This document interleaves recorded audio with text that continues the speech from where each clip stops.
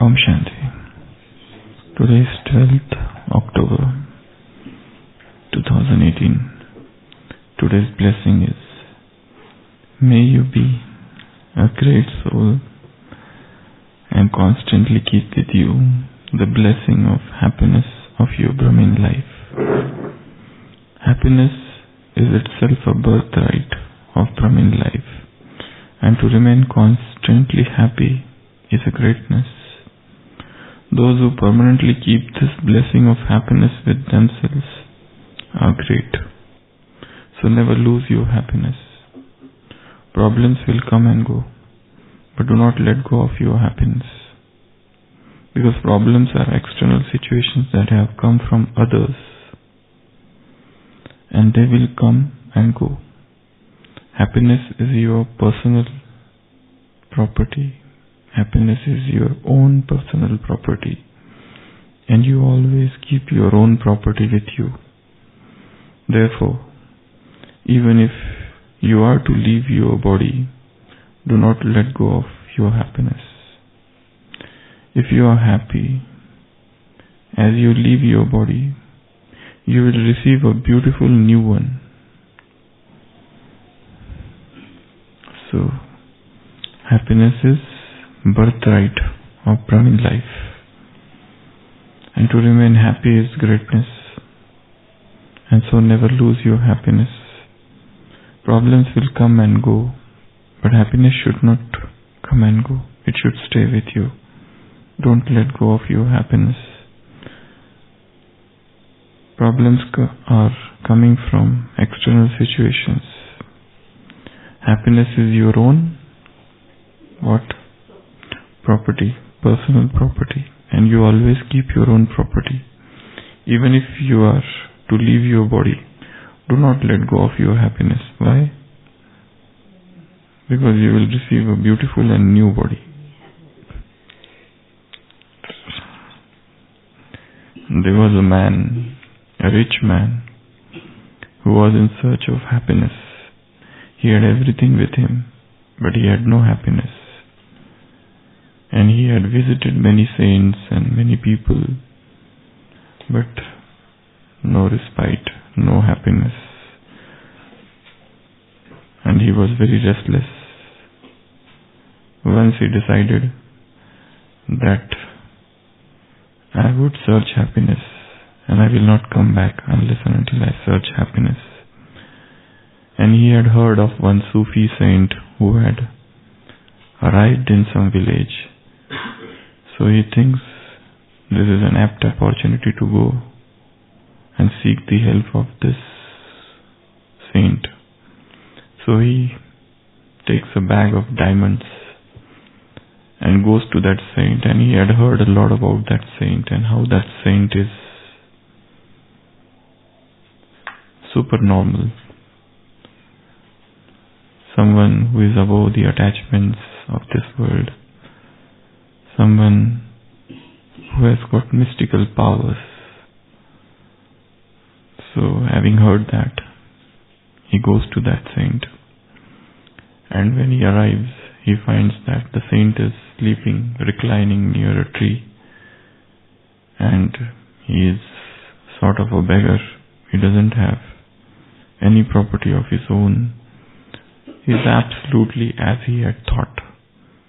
Because people go to saints and they have a lot of expectations from saints. That they should not own anything. They should live like beggars. If possible, they should keep a lot of fasts. And they should live a life of hardships.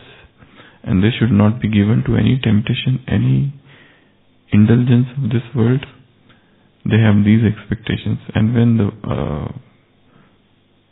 so-called saint doesn't fulfill these expectations, they get unhappy. So he gets extremely happy to see, because this saint is meeting all the expectations, all the criteria.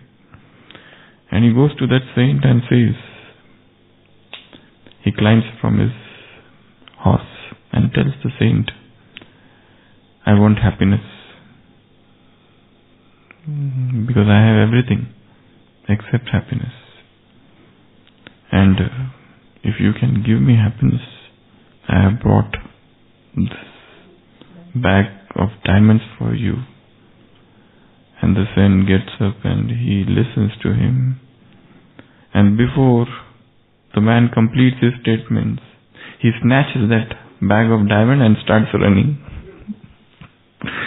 So this man is absolutely amazed or appalled to see what is this, what I thought of this, and he starts running and chasing that man. But that saint is very clever. He is running here and there and he knows each and every lane of that village. But this man, then he shouts at the top of his lungs and he says, "Oh, this man is fraud. Don't think of him as a saint. He has taken away my bag of diamonds and he's running. Catch him. He is humbug. Catch him." And many people join him and they start running and running and running to catch this quote-unquote saint. And they try hard, but that saint is very clever and very fast, agile, and he is moving from this lane to that lane, ultimately totally exhausted. The rich man, not able to find this saint, comes back to the same place where he was earlier, that tree where that saint was sleeping. And he, to his utter surprise, he finds that that saint is sitting there. And his bag of diamond is kept there. And he rushes there and catches hold of his bag of diamond. And the saint says, "Have you got happiness now?" You wanted happiness, no? So this was the way. Earlier he had diamonds, but he had no happiness. He lost it and then got it. And then the happiness came. So now he realized the importance of happiness. So we know happiness once we lose it. How much fortunate we are. Probably we will know only when we will become less fortunate or fall from this fortune compared to what's happening in the world, compared to the worldly people, or the lives they are living full of stress and tension, and there is no iota of happiness with them. Compared to this, Brahmin life is so full of joy and love. It's sometimes when somebody loses that, then he realizes that this was happiness. So Baba is saying happiness is your birthright. Happiness is your very religion. You are the very embodiment of happiness. Happiness is your very nature. So, and that's your personal property. And property is to be kept with. But do we know our property? Just as this man's diamond was his property, but he was still unhappy. He lost it and then he got happy. So, even whilst we have this property, always know the importance of this property. Because who has given us this joy, this bliss, this happiness? It's not a human being who has imparted us this happiness. This is not a worldly happiness. This is not a materialistic happiness. This is not a happiness that is coming out of wealth, that is coming out of relationships. These are not the happiness that is coming out of worldly name, fame and glory. This is not the happiness which is coming out of worldly businesses. This is a divine happiness. This is a metaphysical happiness. This is the source of this happiness is spiritual. The source of the happiness is non-material. The source of the happiness is non-physical. So it's a happiness which is arising when one rises above the platform of body. Body is below. This is a happiness which is supernatural, super sensual. Senses are not involved. This happiness has got a higher dimension, and that's why this happiness is very strong, and that's why this happiness is imperishable, and that's why this happiness makes one light. The worldly happiness there is always a sort of fear and anxiety that we might lose this. But this is such a happiness. The very source is spiritual, the very source is divine, the very source is God Himself, who is the ocean of happiness. So from that ocean this happiness is flowing. From that ocean this river of happiness is coming. And that's why this is our property and we should never lose our happiness. But yet we find that many Brahmins are unhappy. Why? They may not reveal, but we know they are unhappy. At some point or other, there's maybe some subtle reasons that they are unhappy. Why Brahmins are unhappy? They have got God, and God is coming and meeting them today, and they know all the knowledge, and they know they have become Trikaldarshi, and yet somewhere they are unhappy. What is that subtle? That is one of the reasons. They find themselves unable to follow the directions completely. That's why they feel that subtle guilt within themselves. That's why they feel that subtle feeling of inability, or what is called as aparad bhav, that feeling of guilt consciousness that makes them unhappy. And there are many others who are what is known as guilt trip, those who induce guilt trip in them. Guilt trip is something when you tell people that you are guilty because this is your sin. There are others. You should be guilty. You have done this crime. How you are not guilty? So this process in psychology, this is known as guilt trip. So there are many who are guilty and there are others who are on guilt trip. They want to induce that feeling and make them believe that don't think that your sins are very less. You are among those bigger sinners. So guilt consciousness is one thing that matches up with the happiness. Second is self-victimization. This is another thing. Yesterday only, I met one Mata, and she said, I feel you are angry with me. I said, I don't know you. But she thinks that I feel you are very much angry with me. I said, I don't know you. I am meeting you for the first time. But the way you looked at me, I felt you were very much angry. I said, where you were sitting, I don't know. I even did not observe you. Is it so? So I asked her, do you feel like this with many other people also? She says, almost everyone I feel. They are unhappy with me. And I am the cause of their unhappiness. This is yesterday only. The mother who met. And then she gave some gift. Because you are angry with me. I said, I am not angry with you. But you can give me. I will readily accept that. This is known as self-victimization, playing the victim card. Some failure happens and the person feels I am responsible for that failure. Some failure in service, and the person feels I am the only one. Had I not been there, this seva would have been successful. It's because of me this has happened. If because of me my family is not, there are conflicts in my family. So this is a very deeper and subtle self-victimization. The third thing is inferiority complex. This is the cause of unhappiness. Others are going ahead, I am not going ahead. They know more than me, I do not know. They speak well, they have more knowledge, they are doing better services, and I am not doing any service. What should I do?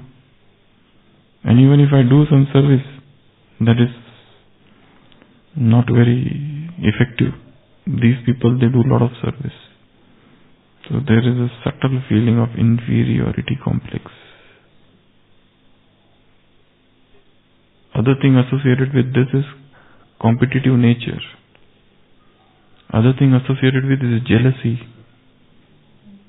Jealousy is such a thing that the moment somebody becomes famous, there are branches.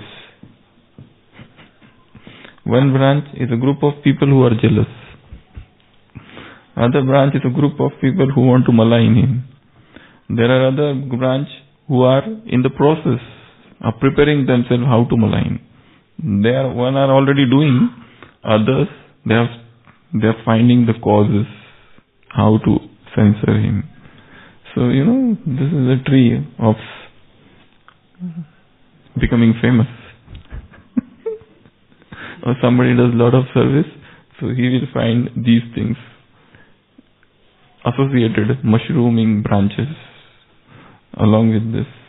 So you will find group of traducers who abuse, who censor, who malign, all those things, they will happen. So this is also a sanskar which makes one unhappy. They will become unhappy on their own. What is happening to the person is different, but they are unhappy. It is actually the manifestation of the unhappiness is jealousy.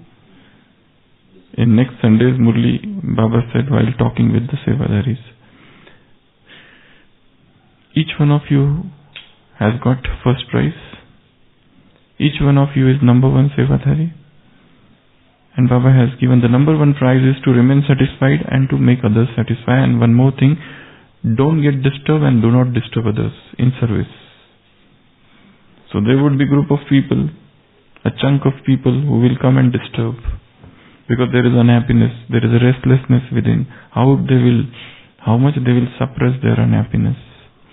So these are some of the causes, subtle causes of unhappiness in Brahmin life.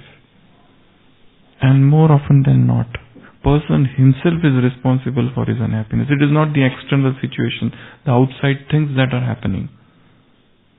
People are not good, department is not good, boss is not good, juniors are not good, seniors don't listen, juniors don't listen, colleagues and companions, they are not at all cooperative. Everybody is complaining. There is a scolding from every side. And nobody is good. It's a dangerous family. What I thought and what it became. Which danger zone I have entered. So this feeling makes one unhappy. Actually, it is not these people who are making him unhappy. It is his own thoughts that make him unhappy. So total cause of unhappiness in Brahmins is man's own mind. He is unhappy within himself because of his own reasons. And no matter you may try to make him happy, but he will find the reasons for unhappiness. There are 10 people who have praised and they have said very nice things, and there is one person who comes up and says something bad, and he will catch hold of that bad octopus grip, and he will keep on thinking about that whole night, why he said like that. There were 10 people who said good things. If you conduct one program, okay, so 100 people will say and congratulate you, you have done an excellent program. But 2 people would be there always. They will come and tell you, the arrangement was absolutely bad. You should have seen to it. You have been doing this from a long time. Don't you understand such small thing? You should have done better arrangement before only. And then they will tell about the faults in lights, in the curtains, in the arrangements, in the welcome ceremony, and how the time management was not very good. So there would be some people who will be always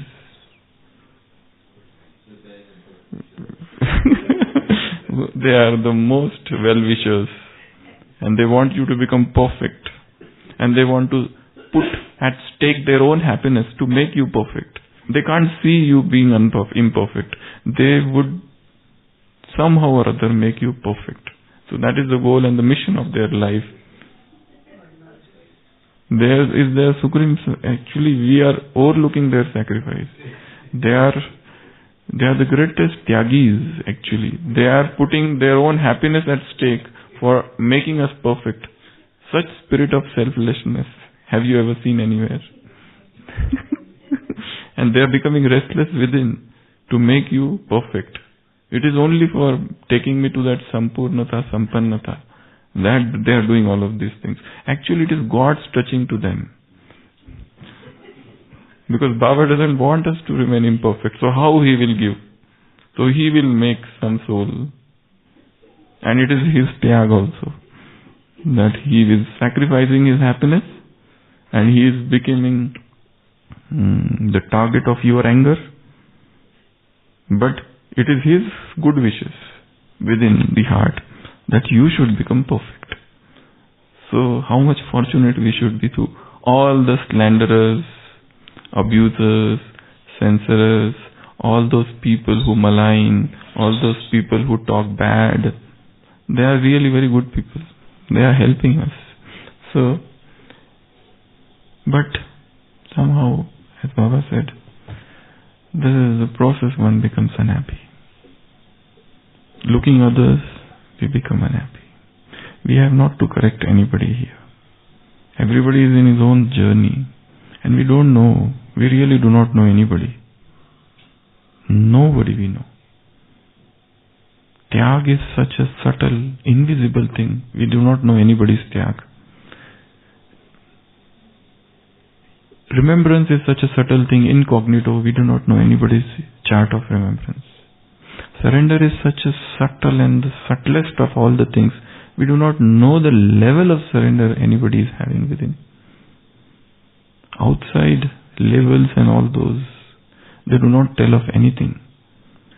Internal love for Baba is so subtle, you cannot know from outside. These are all very, very... Spirituality is absolutely about invisibility. Here everything is invisible, gupt.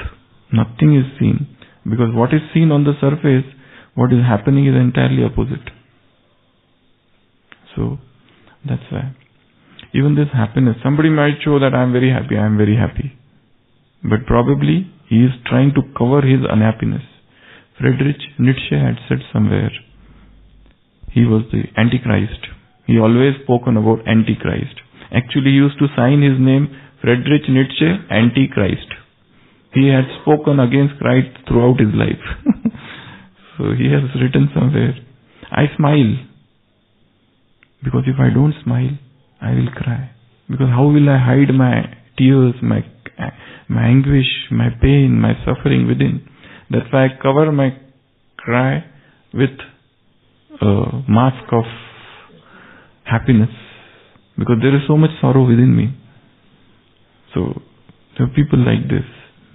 So what is being shown on the surface, it's not like that. Somebody might look very unhappy or very serious, but inside he is very happy. Somebody may not like any functions and all those ceremonials. And there are people who enjoy these things. You know, one man, he goes to a psychiatrist and he tells, I am very unhappy. I am suffering from acute depression. I don't know what to do. I have tried everything, but my depression is overwhelming and I cannot come out of this depression. The psychiatrist says,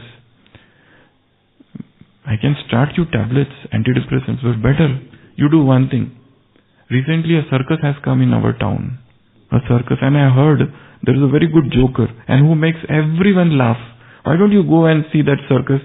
It will be entertaining and you will come out of your depressive states. The man says, I am that joker.